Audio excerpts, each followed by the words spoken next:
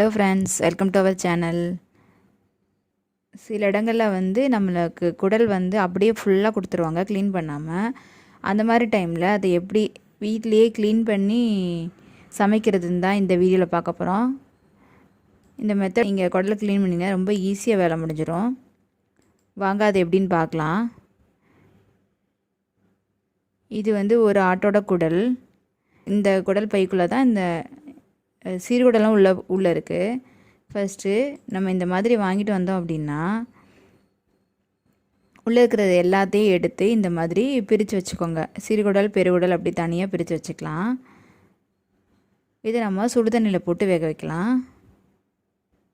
அப்போ தான் இந்த குடலுக்குள்ளே இருக்கிற அந்த வேஸ்ட்டெல்லாம் சீக்கிரமாக வெளியேறும். கடையில் கொடுக்கும்போது இந்த சிறுகுடலை அங்கங்கே அப்படியே முடிச்சு மாதிரி போட்டு கொடுத்துருவாங்க. ஸோ அது எதுவுமே இல்லாமல் எல்லாத்தையும் ஓப்பன் பண்ணி இந்த மாதிரி பிரித்து வச்சுக்கலாம்.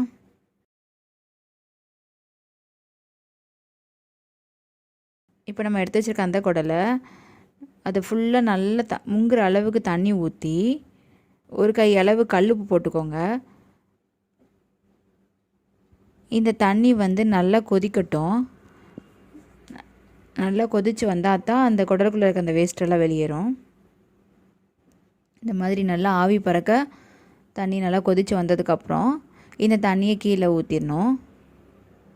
அந்த குடலை மட்டும் எடுத்து ஆற வைக்கணும். கை பொறுக்கிற சூடு வர்ற வரைக்கும் வெயிட் பண்ணலாம். அதுக்கப்புறம் தான் கட் பண்ண முடியும். இது நல்லா ஆறுனதுக்கப்புறமா இப்போ இதை நம்ம கட் பண்ண ஆரம்பிச்சிடலாம்.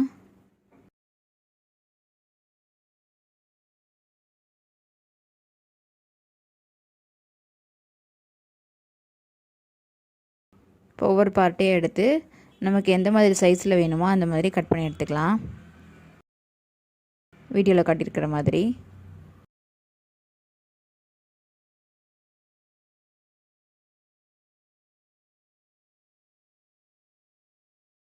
அடுத்து இப்போ சீரகடலை கட் பண்ணிகிட்ருக்கோம்.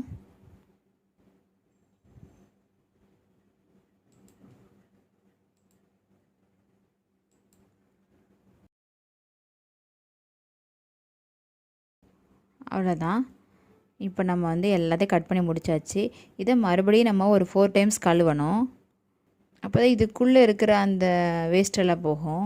இப்போ சின்ன சின்னதாக கட் பண்ணியிருக்கோம்ல, அந்த கேப்புக்குள்ளே இருக்கிற அந்த வேஸ்ட்டெல்லாம் அப்போ தான் நல்லா க்ளீன் ஆகும். அவ்வளோதான், குடலை க்ளீன் பண்ணியாச்சு.